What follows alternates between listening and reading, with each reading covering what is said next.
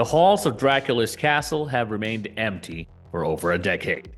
Besides remakes and re-releases, we haven't gotten a new Castlevania game since that terrible Lords of Shadow 2 for the 360.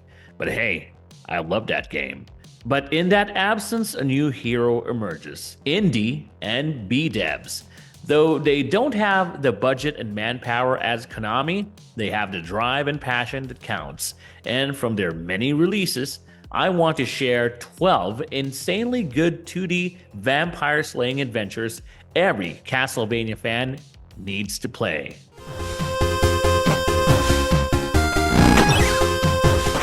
Carpathian Night starring Bela Lugosi, 2024. The coolest part about this game is that it is licensed and endorsed by the Lugosi family, as Bela Lugosi was the actor of the most iconic Dracula from the silent films of the 1930s. I suppose that makes the game canon to the Lugosi-verse. Anyway, it's a nostalgia-filled trip to the classic movies and to the classic games, as it is pure classic-vania. It is a linear, stage-based gauntlet like the first 3 Castlevania games. You have the stiff, committed jumps, the familiar sub-weapons such as the holy water and axes, and the distinct playable characters. The game is tough, but there are no cheap gimmicks or unfair deaths. The sprite work is pixel art, but full of detail with smooth animations and visual effects. The environments and backgrounds are detailed and multi-layered, creating the feeling of large, expansive areas. Enemies and bosses are very creative with classic horror and gothic designs, and of course, not to mention the return of the classic Dracula with pixel art, black and white movie-style cutscenes.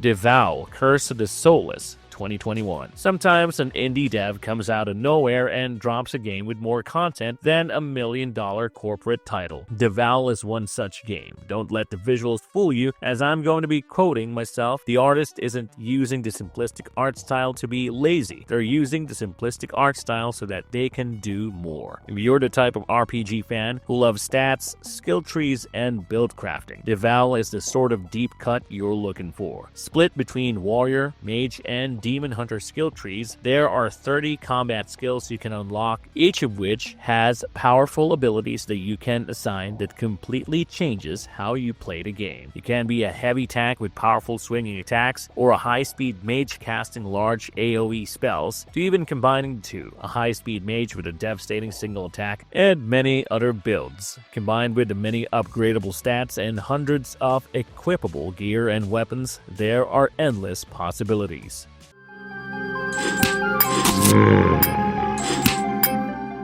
Toziuha Night, Dracula's Revenge, 2022. I love the handheld Castlevania games, especially Order of Ecclesia, and clearly so did this developer, because they took the essence of Ecclesia and turned it into a linear stage-based classicvania. You play as Xandria, an alchemist with an iron whip, fighting through distinct stages, ending in challenging boss fights. Gameplay-wise, it honestly isn't much, but what I love about it is the pixel art. It is simply gorgeous, and it's all made by one guy. It's like a mix of painterly and pixel art that is expertly done. The multi-layered backgrounds with many detailed decorations and environments have semi-realistic lighting and shadows painted onto them. It's one of those things that makes you go, literally, how does anyone have the time to make all of this? It's clear a lot of love and artistry went into these smooth artistic animations. If you appreciate art and the skill, talent, and time to go into making art, well, you'll be amazed by every second of this game.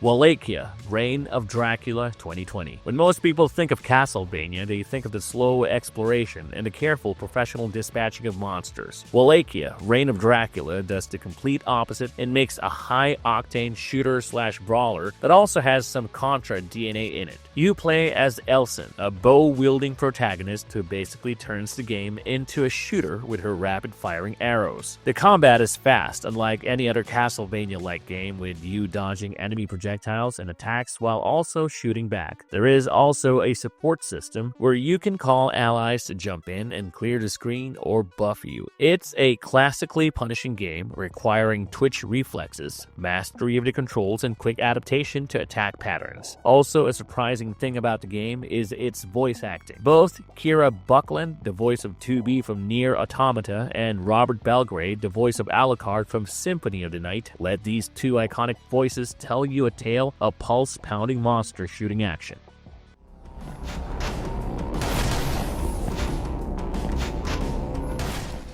Damsel 2018. While Castlevania is heavily inspired by Bram Stoker's Dracula, Damsel is proudly inspired by Buffy the Vampire Slayer. Instead of a medieval fantasy of towns and castles, here you're fighting monsters in modern-day city alleys and industrial facilities. Unlike the sprawling mazes of an Igavania, Damsel is broken up into bite-sized, objective-based missions. You hop into a mission and have to complete the objective, whether it's killing all enemies, rescuing people, etc. before the timer runs out. The movement is incredibly fast, fluid, and aerial as you can chain together dashes, multiple jumps, and shotgun blasts to stay mobile in the air. You're encouraged to speedrun and perfect each mission. The art style is 3D in a 2D plane and it's all golden era comic inspired, with bright and colorful enemies in environments, great cell shading, and even onomatopoeia effects when you perform actions. It is kind of refreshing compared to the drab and gothic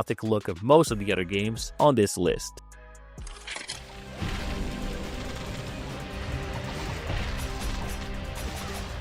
The Dishwasher Vampire Smile 2011. This is a game born from people who listened to My Chemical Romance and played gory Newgrounds games in their free time, and I love it. This is a sketchy, chaotic, monochrome slaughterfest that is absolutely awesome to play. The combat is built around the shift mechanic, allowing you to instantly teleport in any direction, even through enemies. This allows you to chain together attacks and remain airborne, juggling monsters and cyborgs and dealing massive damage. It features perhaps the most unique weapon on this list, the Painkiller. It's a giant hypodermic needle you impale into your enemies and drain their blood right out of them. The art style is iconic, reminiscent of Newgrounds gore games or those scribbles the emo kids make in the corners of their notebooks, and they utilize this to the fullest with extremely graphic and expressive animations and finishers that will have you going hell yeah, especially when combined with all these hyper screen effects and blood splatter everywhere. From Shadows 2017. I was scrolling through Steam when I saw this and also saw that it was less than $1, so that was my main motivation to toss it into my cart and add it to my to-play list, and I'm kinda glad I did. Don't get me wrong, this isn't an amazing, mind-blowing gaming experience, but I've always been appreciative of artistic talent, and this is such an artistically charming game. The gameplay isn't anything to write about as it is kinda buggy and not deep, but it's serviceable for how short the game is. I did like the concept of playing as either a werewolf or a vampire, but the biggest draw definitely is the artwork and animation. I just really like this digital painting style, especially the village backdrop, and the design of these giant boss enemies are very charming. It's clear that a lot of time and effort went into making the art assets, but they had no experience in actual development, but I did appreciate it anyway.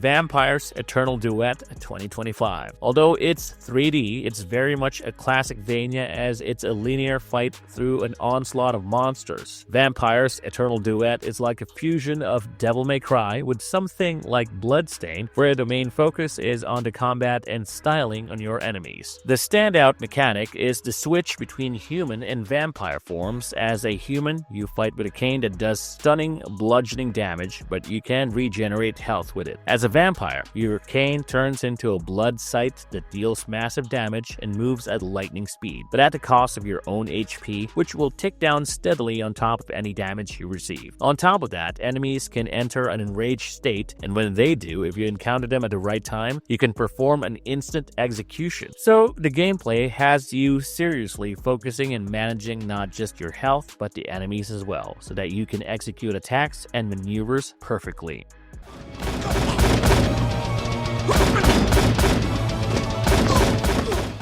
Bloodrayne Betrayal 2021. I played the original Bloodrayne games in the 2000s, and they were the epitome of B-movie vampire cheesiness that was a lot of fun. But sadly, the IP wasn't popular enough to get much traction. Now, Rain is back as a 2D hack-and-slash platformer. Originally released in 2011 and given a massive Fresh Bites overhaul in 2021 by WayForward, the creators of Shantae, so you know they know how to make 2D platformers. You don't just button mash to kill your enemies, as they can be used to your own benefit. It's key to maintain crowd control, as you'll need to single out targets and make the space and time to stun them and bite them, which regains some health but crucially will infect them and turn them into bombs to use against other enemies. And you gotta love this hand-drawn 2D art style and animation. It's not anime per se, it's more of the western adjacent anime style, and for a series as punk and edgy as Bloodrayne, it works perfectly.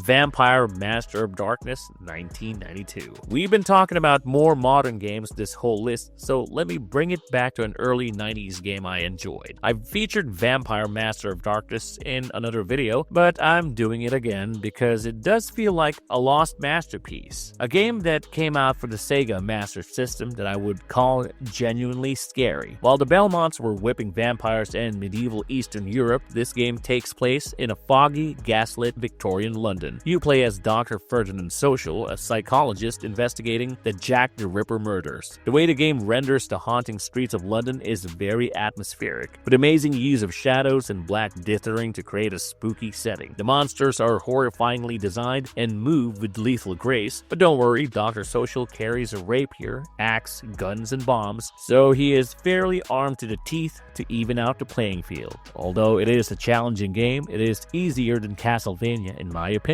especially because you can jump off staircases, which any Castlevania fan will appreciate.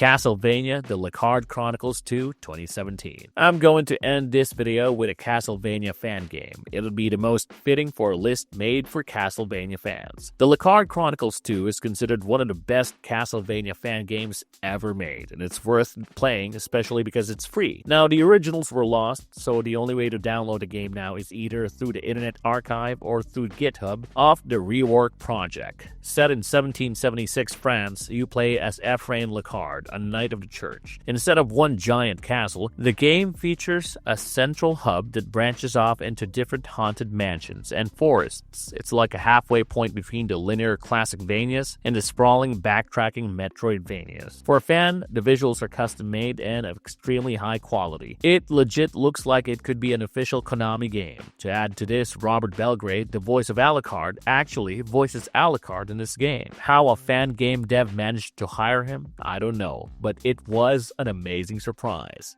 From the 8-bit Master of Darkness to games that are still in early access, the fantasy of the vampire hunters will never die. While Konami left the Castlevania series high and dry, indie developers have definitely picked up the slack and created innumerable games modeled after both the classics of the NES and SNES, as well as the more iconic Koji Igarashi-style Metroidvania, and even extending to other genres such as the roguelikes. And there you have it, folks, 12 insanely good 2D vampire-slaying adventure games that every Castlevania fan needs to play. Let us know your thoughts in the comments if we missed anything else. Let's start a conversation. As always, if you liked our video, don't forget to like, share, and subscribe to our channel. Subscription is the best way to always be updated on all our latest content. This is John of Marvelous Gamers. I'll see you on our next video.